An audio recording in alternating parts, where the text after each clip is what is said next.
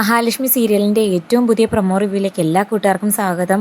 തൻ്റെ ഭർത്താവിനെ കൊല്ലാൻ കാരണക്കാരൻ തൻ്റെ സഹോദരനാണെന്നും അതിന് കൂട്ടുനിന്നത് താൻ ജീവന് തുല്യം സ്നേഹിച്ച തൻ്റെ മരുമകളുടെ അച്ഛൻ തന്നെയാണെന്നുള്ള സത്യം തിരിച്ചറിഞ്ഞ ദുർഗയാണെങ്കിൽ ഒരുപാട് മാറിക്കഴിഞ്ഞിരിക്കുന്നു. പക്ഷേ ദുർഗയുടെ മാറ്റമൊന്നും സ്വന്തം മകളായ മഞ്ജുവിന് അങ്ങനെ വിശ്വസിക്കാൻ പറ്റുന്നില്ല.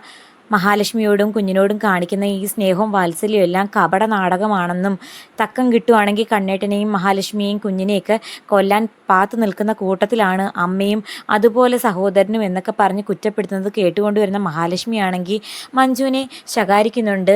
ഇനി നീ അമ്മയെ കുറ്റപ്പെടുത്തുകയോ വേദനിപ്പിക്കുകയോ ഒന്നും വേണ്ട.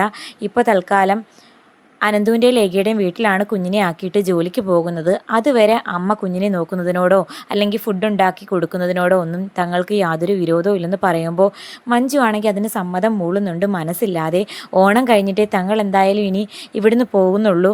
കണ്ണേട്ടനെ അല്ലെങ്കിൽ മഹാലക്ഷ്മി ഏട്ടത്തെ തക്കം പാത്ത് കൊല്ലാൻ നടക്കുന്ന കൂട്ടത്തിൽ അമ്മയും അതുപോലെ ഉണ്ണിയേട്ടനും കരുണയുടെ അച്ഛനും ഒക്കെ ഉണ്ടായ ആ സ്ഥിതിക്ക് എന്തായാലും അവരുടെ ലക്ഷ്യം നിറവേറ്റാനും ഈ ഓണം കൊളാക്കാനുള്ള അവരുടെ പദ്ധതി നടപ്പാക്കാൻ അനുവദിക്കില്ല എന്ന വാശിയിലാണ് മഞ്ജു നിൽക്കുന്നത്. എന്നാൽ അതേസമയം കരുണയ്ക്ക് കൊടുത്ത വാക്ക്, താൻ ഇനി ജയിലിൽ പോകുന്നതിന് മുമ്പിട്ട് കരുണയ്ക്ക് കൊടുത്ത ആ വാക്ക് കുഞ്ഞിനെ നഷ്ടമായി വിഷമിക്കുന്ന കണ്ണനെയും മഹാലക്ഷ്മിയും അതുപോലെ അവരെ സ്നേഹിക്കുന്നവരുടെയും കണ്ണീര് കണ്ട് തൻ്റെ മകൾ അങ്ങനെയെങ്കിലും ഒന്ന് ആനന്ദം കൊള്ളട്ടെ.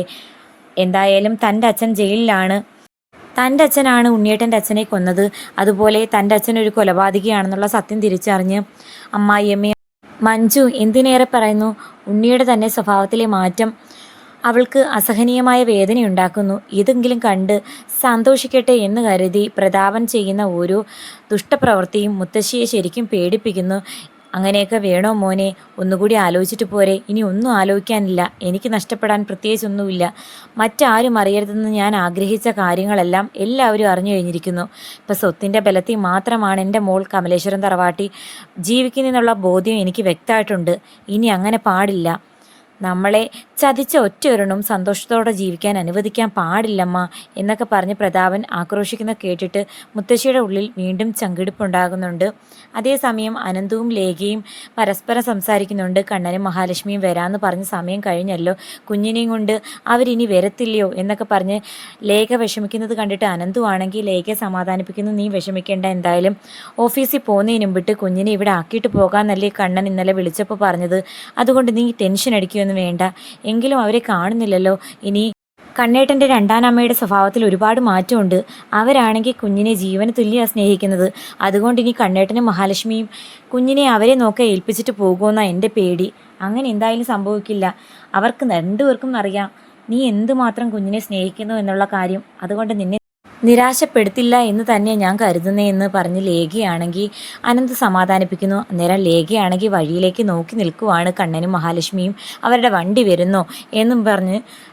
അങ്ങനെ കുറേ നാൾക്ക് ശേഷം കണ്ണനും മഹാലക്ഷ്മിയും ഒരുമിച്ച് ഫിനാൻസിലേക്ക് പോകുന്ന ആ സമയത്ത് കുഞ്ഞിനെ വണ്ടിയിലേക്ക് കയറ്റി കൊടുക്കാനായിട്ട് ദുർഗയും കൂടെ വരുന്നുണ്ട്. മഞ്ജുവും സാഗറും ഒപ്പം തന്നെ നിൽപ്പുണ്ട്. അപ്പം കുഞ്ഞിനോട് ദുർഗ കാണിക്കുന്ന സ്നേഹം കണ്ടിട്ട് മഹാലക്ഷ്മിക്കും അതുപോലെ മഞ്ജുവിനും കണ്ണനും ഒക്കെ ഒരുപാട് സന്തോഷമാകുന്നു. അവർ സ്നേഹത്തോടെ സന്തോഷത്തോടെ സംസാരിച്ച് നിൽക്കുന്നതെല്ലാം മുകളിൽ നിന്ന് കരുണ ശ്രദ്ധിക്കുന്നു. അവരുടെ സന്തോഷം അല്പായുസം മാത്രമേ ഉള്ളൂ.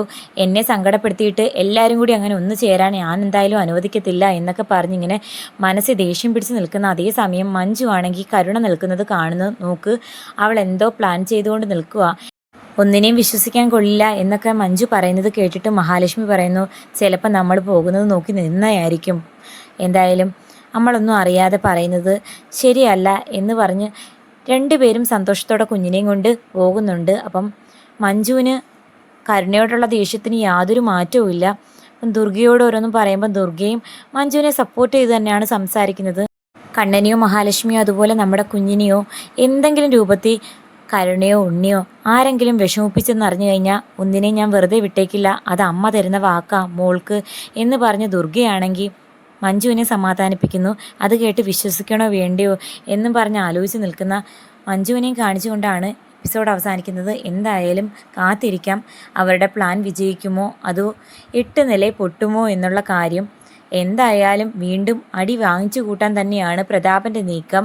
എന്തായാലും മാർക്കോ പ്രതാപനെയും അതുപോലെ സംഘത്തെയും വെറുതെ വിടില്ല എന്നുള്ള കാര്യത്തിൽ യാതൊരു സംശയവും വേണ്ട.